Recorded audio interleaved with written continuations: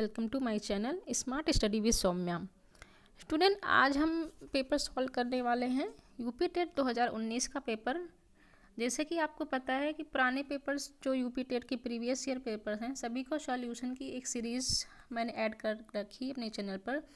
आप मेरे चैनल पर जाकर पूरे 2018 के सारे पेपर आप दे सकते हैं यूपी टेट के, चाहे वो पेपर 1 हो या फिर पेपर 2। ठीक है, पेपर 1 और पेपर 2 मैंने दोनों ही पेपर सारे ही आपको सेक्शन सभी सब्जेक्ट सॉल्व करा दिए हैं 2018 के। अब आज से हम 2019 का सॉल्व करेंगे पेपर 1 का, फिर उसके बाद पेपर 2 देखेंगे। तो आज हम पेपर 1 का सीडीपी सेक्शन देखेंगे, बाल विकास। सो वीडियो स्टार्ट करने के पहले अगर अभी तक आप चैनल से नहीं जुड़े हैं या फिर अभी तक चैनल को सब्सक्राइब नहीं किया है तो जल्दी से सभी लोग चैनल को सब्सक्राइब कर लीजिए और ज़्यादा से ज़्यादा वीडियो को शेयर कीजिए, जिससे कि सभी भी बच्चों को हेल्प मिल सके जिनका भी आगे आने वाले टाइम पे टेट या सुपर टेट का एग्ज़ाम है। और चाहे आप सी टेट की भी तैयारी कर रहे हो, कोई भी टीचिंग की तैयारी कर रहे हैं, ये सभी क्वेश्चन सभी सिलेबस जो है सेम ही है आपका। ठीक है, तो आपको किसी भी टीचिंग की एग्ज़ाम की तैयारी कर रहे हो सबके लिए आपका हेल्पफुल क्लास आपकी होगी। सो अगर आपको वीडियो पसंद आए तो वीडियो को लाइक ज़रूर कीजिएगा और अभी तक सब्सक्राइब नहीं किया है तो सब्सक्राइब कर लीजिए। सो स्टार्ट करते हैं आज का सेशन। जैसा कि आपको पता है फर्स्ट शिफ्ट में जो पेपर आता है टेट का वो प्राइमरी क्लास के लिए होता है और सेकेंड शिफ्ट में जो पेपर होता है वो अपर प्राइमरी का होता है। ठीक है, तो आज हम 2019 का पेपर देख लेते हैं। सबसे पहले आज हम बाल विकास का सेक्शन सॉल्व कर लेंगे। इसमें 30 क्वेश्चन आते हैं बाल विकास के, आप सभी को पता होगा। इसमें कि हमारा फर्स्ट क्वेश्चन हमारा है, यदि शिक्षक कक्षा में एक छात्र को समस्यात्मक बालक के रूप में पाता है तो उसे क्या करना चाहिए। तो क्या करना चाहिए टीचर को, जब कोई बच्चे को प्रॉब्लम हो तो टीचर को क्या करनी चाहिए, तत्काल भेज देना चाहिए वापस या नज़रअंदाज कर देना चाहिए। नहीं, बच्चे को परामर्श देना चाहिए, उसकी प्रॉब्लम को सॉल्व करना चाहिए। ठीक है, provide counselling to the child. Second question है, पाठ्य सहग्रामिक क्रियाएं मुख्यतः संबंधित हैं। जो हमारी को करिकुलर एक्टिविटीज़ होती हैं क्लास में वो क्या होती हैं, उनसे कौन सा हेल्प मिलता है, तो उनसे जो है छात्रों का सर्वांगीण विकास होता है। ठीक है, ऑप्शन 2 हमारा यहाँ पर करेक्ट हो जाएगा। ऑल राउंड डेवलपमेंट होता है स्टूडेंट का। ठीक है, क्वेश्चन 3 हमसे पूछा गया है, निम्न के में से किसी अधिगम सिद्धांत का प्रतिपादन नहीं किया है। किसने जो है लर्निंग की थ्योरी नहीं डेवलप की है। तो आप सभी ने पढ़ा होगा बीएड क्लासेस में, थॉर्नडाइक, स्किनर और कोहलर, इन सब की थ्योरी आपने लर्निंग थ्योरी में पढ़ी होंगी। लेकिन बीएस ब्लूम ने जो है लर्निंग थ्योरी नहीं दी है, इन्होंने जो है आपको लर्निंग ऑब्जेक्टिव के बारे में बताया हुआ है आपको। ठीक है, सीखने के तरीके के बारे में नहीं बताया है। सो यहाँ पर ऑप्शन 4 हमारा सही हो जाएगा। क्वेश्चन नंबर 4 हमारा पूछा गया है, शिक्षा में अवरोधन का क्या तात्पर्य है, मतलब कि meaning of stagnation in education, ये आपसे पूछा गया है। इसका सही आंसर क्या होगा, तो इसका फर्स्ट ऑप्शन ही हमारा करेक्ट है। यहाँ पर किसी बालक का 1 वर्ष से अधिक समय तक एक ही कक्षा में रहना। ठीक है, कोई भी चाइल्ड जो है, कोई भी बच्चा एक क्लास में बार बार फेल हो रहा है, एक ही क्लास में रह रहा है, तो उसे जो है स्टैग्नेशन इन एजुकेशन बोलते हैं। सो ऑप्शन 1 हमारा करेक्ट हो गया। क्वेश्चन 5 है, निम्न में से किस क्वेश्चन में पूर्व ज्ञान का परीक्षण आता है। जो प्रीवियस नॉलेज होता है उसका नॉलेज टेस्ट किस जो है क्लास में होता है, किस स्किल में होता है, बच्चे का प्रीवियस नॉलेज कहाँ पर टेस्ट होता है। तो स्किल ऑफ डिमॉन्स्ट्रेशन में नहीं होगा, स्किल ऑफ इंट्रोडक्शन में। हाँ, जो हम इंट्रोडक्शन देते हैं क्लास में किसी भी चैप्टर के बारे में, किसी भी टॉपिक के बारे में, तो उसी में तो स्टूडेंट से पूछते हैं कि हाँ बच्चों ये आपको पता है या फिर आपने कभी पहले पढ़ रखा है। इस टाइप से हम क्वेश्चन करते हैं बच्चे से, फिर उसको बढ़ाते हैं, इंट्रोडक्शन देते हैं चैप्टर के बारे में। ठीक है, तो ऑप्शन 2 करेक्ट हो गया। क्वेश्चन 6 है हमारा, निम्नलिखित में से किस सिद्धांत को पुनर्बलन का सिद्धांत कहा गया है। थ्योरी ऑफ रीइंफोर्समेंट किसे बोला गया है, तो आपने लर्निंग थ्योरी पढ़ी होंगी जो है स्किनर की, पेवलॉव की, उसी में से पूछा गया है। तो ऑपरेंट कंडीशनिंग थ्योरी को हम थ्योरी ऑफ रीइंफोर्समेंट कहते हैं। और ऑपरेंट कंडीशनिंग किसने दिया था आप सभी कमेंट बॉक्स में बताना। ठीक है स्टूडेंट, आप सभी कमेंट नहीं करते हैं, आप सभी कमेंट करके बताया कीजिए कि आपको वीडियो कैसी लगी, और पसंद आई हो तो लाइक कीजिए, और आपकी कोई भी डाउट या प्रॉब्लम हो तो आप वीडियो में कमेंट करके क्वेश्चन पूछ सकते हैं। ठीक है, मैं आपका रिप्लाई ज़रूर करूँगी। फिर क्वेश्चन 7 में दिया हुआ है, इसमें से कौन सी अवस्था ब्रूनर के संज्ञानात्मक विकास सिद्धांत का अंग नहीं है। ब्रूनर का सिद्धांत में जो फैक्ट्स हैं उसमें से पूछा गया नहीं है कौन सा। आपको नहीं वाले क्वेश्चन बहुत इंपॉर्टेंट, बहुत ही ध्यान से पढ़ना है, नोट पे आपको बहुत ध्यान देना है, ठीक है। तो इसमें इंट्यूटिव स्टेज, जो ब्रूनर ने स्टेजेस दी हुई हैं, ब्रूनर की थ्योरी आपने पढ़ा होगा बीएड में, तो इसमें जो है अंतःप्रज्ञ अवस्था, ये कोई अवस्था ब्रूनर ने नहीं दिया था। तो ऑप्शन 3 हमारा करेक्ट हो गया, ठीक है। मॉरिसन ने बौद्ध स्तर के शिक्षण प्रतिमान में 5 पदों का वर्णन किया है, वे हैं। जो मॉरिसन ने थ्योरी दी हुई है उनके 5 स्टेप यहाँ पर दिए हुए हैं, आपको सीरियल में लगाना है, ठीक है। प्रस्तुतिकरण, खोज, संगठन, आत्मीकरण, अभिव्यक्तिकरण, तो इनका सही जो है करेक्ट आपको बताना है, इनका सीक्वेंस क्या है। तो क्वेश्चन नंबर 8 का आंसर क्या होगा हमारा, यहाँ पर हो जाएगा 2 ऑप्शन। 2 ऑप्शन में क्या दिया हुआ है, सबसे पहले हमारा आएगा एक्सप्लोरेशन, ठीक है, फिर आएगा प्रेजेंटेशन, फिर आएगा एसिमुलेशन, उसके बाद ऑर्गेनाइजेशन और लास्ट में हमारा रिसाइटेशन होता है। सो हमारा स्टेप वाइज पूछा गया है। अगर आपको सभी स्टेप याद हैं तो आप ऑप्शन सही करेक्ट कर सकते हैं। यहाँ पर ऑप्शन नंबर 2 हमारा करेक्ट होगा, इसके सारे स्टेप्स आपको याद होने चाहिए, ठीक है। फिर पूछा गया क्वेश्चन नंबर 9 में, निम्न में से कौन सा संज्ञानात्मक क्षेत्र से संबंधित नहीं है। अब कॉग्निटिव डोमेन जो है हमारा होता है उसमें से कौन सा इसमें रिलेट नहीं करेगा। जैसे कि आपने पढ़ा होगा बीएस ब्लूम की थ्योरी, तो उन्होंने कॉग्निटिव डोमेन, अफेक्टिव डोमेन और साइकोमोटर डोमेन, जो उन्होंने तीनों डोमेन के लिए अपनी कुछ स्टेप बताए हुए हैं, ठीक है। बीएस ब्लूम की जो है टेक्सोनॉमी आपने अगर पढ़ी हो तो, ठीक है। और मैं अपने चैनल पर भी, यहाँ पर भी कुछ इंपॉर्टेंट टॉपिक्स जो होते हैं कॉमन सभी टीचिंग एग्जाम के चाहिए जाए, और जैसे कि ये बीएस ब्लूम है तो ये मैं आपको पढ़ाऊँगी, डिटेल में करा दूँगी, ठीक है। तो उनके जो थ्योरी है कॉग्निटिव डोमेन की, इसमें से नॉलेज, एप्लीकेशन और अंडरस्टैंडिंग तीनों ही मिल जाते हैं, लेकिन वैल्यूइंग ये कोई उनका स्टेप नहीं है, ठीक है। तो ये वाला हमारा नहीं में सही हो जाएगा, ऑप्शन नंबर 3 यहाँ पर करेक्ट हो गया। ये कॉग्निटिव डोमेन में नहीं आता, ये अफेक्टिव में आएगा, ओके। इस टॉपिक को मैं पढ़ाऊँगी। फिर निम्न में से कौन सा अधिगम का वक्र नहीं है। अब जो हमारा लर्निंग कर्व होता है उसमें से कौन सा नहीं हो सकता है, ये पूछा गया है। तो आप सभी को पता है कॉन्वेक्स भी होता है, कॉम्बिनेशन टाइप भी होता है, कॉन्केव भी होता है, ठीक है। तीनों सही हो जाएगा, लेकिन आपका लॉन्गिट्यूडनल नहीं होता लर्निंग कर्व, मतलब कि लॉन्गिट्यूडनल लंबवत नहीं होता, ठीक है। तो यहाँ पर ऑप्शन नंबर 4 सही होगा क्वेश्चन नंबर 10 का। क्वेश्चन 11 में पूछा गया है, व्यवहार के कारण व्यवहार में परिवर्तन ही अधिगम है, ये किसने कहा, ये किसका कथन है। तो क्रो, गिलफर्ड, वुडवर्थ या फिर स्किनर, किसका है ये। तो ये जो स्टेटमेंट है गिलफर्ड ने दिया था, ठीक है। गिलफर्ड एक साइंटिस्ट थे, उन्होंने ये सेंटेंस दिया था। फिर हमारा नेक्स्ट हमारा मिलान करने के लिए मैच द लिस्ट दिया हुआ है। एक तरफ जो है साइंटिस्ट के नेम दिए हुए हैं, फिर उनकी थ्योरी के नाम दिए हुए हैं। तो यहाँ पर ब्रूनर ने कौन सी थ्योरी दी थी, ऑसुबेल ने, ग्लेजर ने या फिर गॉर्डन ने। इनकी थ्योरी आप सभी को याद होना चाहिए, तभी आप यहाँ पर फिर जो मैच यहाँ पर आया हुआ है आप सही मैच कर पाएंगे, वरना फिर आप कंफ्यूज हो जाएंगे। तो यहाँ पर हमारा ऑप्शन 3 सही है। तो यहाँ पर ए का 4th सही हो जाएगा, मतलब कि ब्रूनर ने हमारा संप्रत्यय उपलब्धि शिक्षण प्रतिमान का सिद्धांत दिया था। फिर ऑसुबेल ने हमारा अग्रिम संगठक शिक्षण प्रतिमान का सिद्धांत दिया है। ग्लेजर ने बुनियादी शिक्षण प्रतिमान दिया है, और गार्डन ने साइनेटिक शिक्षण प्रतिमान सिद्धांत दिया हुआ है। तो आप तीनों ये जो चारों जो साइंटिस्ट के नेम हैं, ब्रूनर, ऑसुबेल, ग्लेजर और जॉर्डन, आपको याद होना चाहिए। अगर आप याद होंगे चारों तभी आप जो है मैच कर पाएंगे। इसकी थ्योरी मैं आपको अपने चैनल पर पढ़ाऊँगी, डिटेल में पढ़ाऊँगी, ओके। क्योंकि ये सभी एग्जाम में पूछे जाएगा, चाहे टेट हो या फिर सुपर टेट हो या सी टेट हो, टीचिंग एग्जाम में पूछे जाते हैं ये सारी थ्योरीज। नेक्स्ट क्वेश्चन है, समस्या समाधान का प्रथम चरण क्या है। जो आपका प्रॉब्लम सॉल्विंग मेथड होता है उसमें फर्स्ट स्टेप क्या होता है, सबसे पहले आप क्या करते हैं।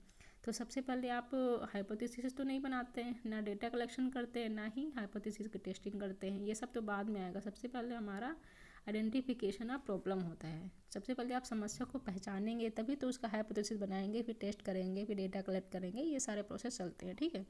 तो फर्स्ट स्टेप हमारा समस्या की पहचान होता है, तो ऑप्शन हमारा 2 करेक्ट हो गया। 14 क्वेश्चन पूछा गया है, बालिकों का अधिगम सर्वाधिक प्रभावशाली होगा, लर्निंग कब इफेक्टिव होगी बच्चों की, जब उनका संज्ञानात्मक, भावात्मक व मनोचालक पक्षों का विकास होगा। तीनों टाइप का जो BS ब्लूम ने थ्योरी दी हुई है कि बच्चे का तीनों तरीके से विकास होगा ना, तभी तो सबसे ज़्यादा प्रभावशाली होगा।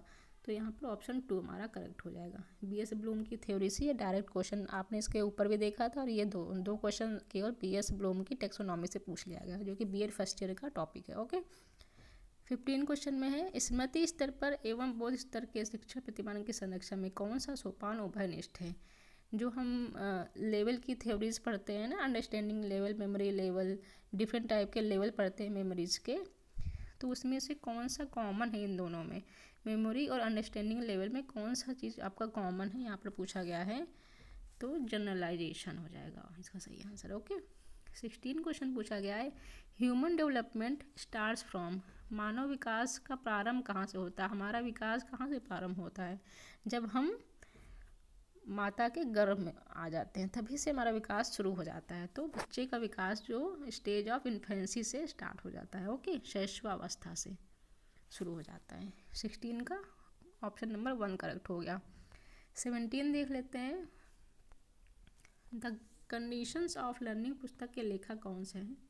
इस बुक के राइटर पूछ लिए गए हैं, the conditions of learning book. Okay, इसके राइटर कौन से हैं, तो आपको डायरेक्टली याद होगा तभी आप कर पाएंगे, RS गेगने।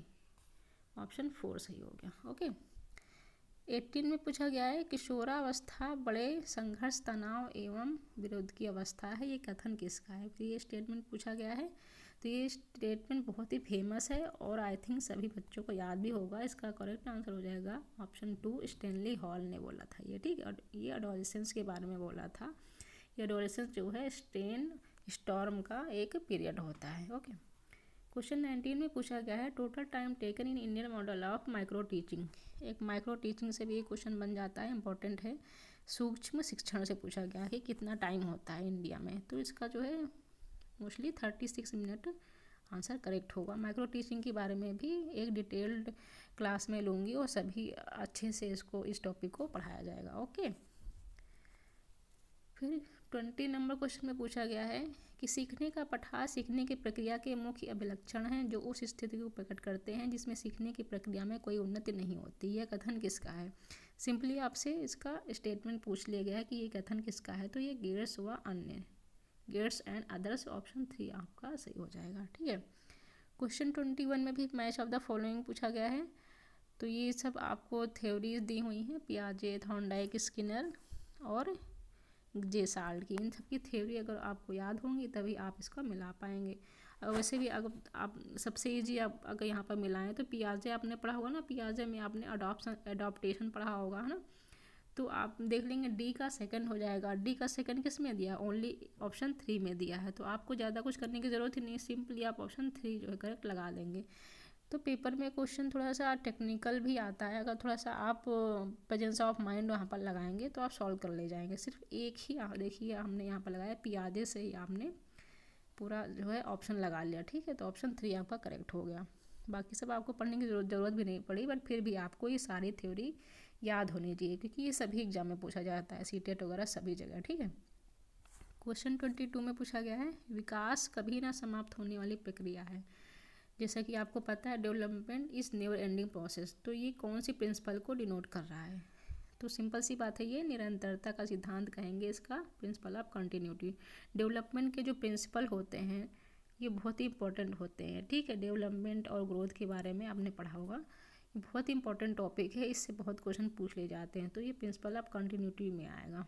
और ये सारे टॉपिक आपको जो है मेरे चैनल पर डिटेल में पढ़ाए जाएंगे। ओके, क्वेश्चन 23 में क्या पूछा गया है, संविधान की संशोधन में शिक्षा का एक मौलिक अधिकार बताया गया है। जो शिक्षा का हमारा फंडामेंटल राइट ऑफ एजुकेशन है, ये कौन सा अमेंडमेंट हुआ था, तो ये हमारा 86वां संशोधन हुआ था, 86 अमेंडमेंट। ठीक है, जो 6 से 14 साल तक के बच्चों के लिए फ्री एजुकेशन के लिए बोलता है। ओके, RT 2009 में भी जो है शिक्षा का अधिकार बताया गया है।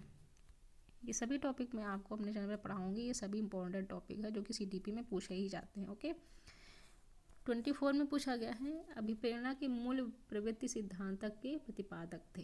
जैसा कि आपको पता है यूपी टेट में बहुत फैक्चुअल क्वेश्चन पूछे जाते हैं, डायरेक्ट पूछे जाते हैं, आपको ज़्यादा समझने की ज़रूरत नहीं है, बस आपको याद है तो आप क्वेश्चन कर जाएंगे, ठीक है। अगर अभी तक की अगर वीडियो आपको पसंद आई, हेल्पफुल लगी, तो प्लीज़ गाइज आप लोग लाइक कीजिए, सपोर्ट कीजिए चैनल को, और अभी तक चैनल से नहीं जुड़े हैं तो चैनल को सब्सक्राइब कीजिए। यहाँ पर आपकी फुल प्रिपरेशन कराई जाएगी और न्यूज अपडेट भी टाइम टू टाइम देते रहते हैं, ठीक है। तो इंस्टिंक्ट थ्योरी ऑफ मोटिवेशन किसने दिया था? तो सिंपली आपको पता होगा मैकडॉगल ने दिया था, ठीक है। तो इसका ऑप्शन 3 करेक्ट हो गया। क्वेश्चन 25 में पूछा गया है विकास की किस अवस्था को कोल तथा ब्रूस ने संवेगात्मक विकास का अनोखा काल कहा था? तो इसमें हमारा ऑप्शन 2 सही हो जाएगा, बाल्यावस्था। फिर क्वेश्चन 26 पूछा गया है किसने बहुविमात्मक प्रज्ञा का प्रत्यय दिया? Means concept of multiple intelligence. अब इंटेलिजेंस थ्योरी सिंपल सी बात है, मल्टीपल इंटेलिजेंस आएगा तो आपको याद रखना है किसने, ऑप्शन 1 सही हो जाएगा, गार्डनर ने दिया था, ठीक है। ऑप्शन 1 यहाँ पर करेक्ट हो जाएगा, हार्वर्ड गार्डनर ने बहुबुद्धि सिद्धांत दिया था। बहुत इंपॉर्टेंट क्वेश्चन है, ठीक है। और इन्होंने 8 टाइप के इंटेलिजेंस दिए हुए थे, 8 प्रकार की बुद्धि जो है बताई गई थी इनके द्वारा, ठीक है। फिर 27 में पूछा गया है डिसलेक्सिया ये किस प्रकार की लर्निंग डिसेबिलिटी है? तो ये आपकी पढ़ने में और वर्तनी में जो है अशुद्धि होती है, जो बच्चों को पढ़ने में प्रॉब्लम होती है, स्पेलिंग एरर करते हैं, उन्हें डिसलेक्सिया हो जाता है, ठीक है। और ये डिफरेंट जो है एबिलिटीज़ के बारे में मैं एक सेपरेट वीडियो बना रखी है अपने चैनल पर, आप जाके देख सकते हैं। Smart study Saumya learning disabilities आप सर्च करेंगे तो मेरे चैनल पर आ जाएंगी। मैंने सभी इंपॉर्टेंट लर्निंग डिसेबिलिटीज़ जो है एक ही जगह एक ही वीडियो में पढ़ा रखी हैं, आपको कोई अदर जगह से पढ़ने की ज़रूरत नहीं है, ठीक है। आपको सब कुछ एक ही वीडियो में मिल जाएगा। अब मैंने प्लेलिस्ट बना रखी है सीटेट की, ने उसमें पढ़ाया था तो आप वहाँ जाकर देख सकते हैं इसको। फिर क्वेश्चन 28 है हमारा निम्न में से क्या समावेशी कक्षा में शिक्षक की भूमिका नहीं है? ये नहीं वाले क्वेश्चन आपको बहुत ध्यान से पढ़ने हैं, मैंने पहले ही बता दिया है, ठीक है। तो नहीं है तो शिक्षक को निःशक्त बच्चों पर ध्यान नहीं देना चाहिए, यही गलत है क्योंकि, ठीक है, और गलत ही आपसे पूछा गया यहाँ पर, तो ऑप्शन 2 सही हो जाएगा।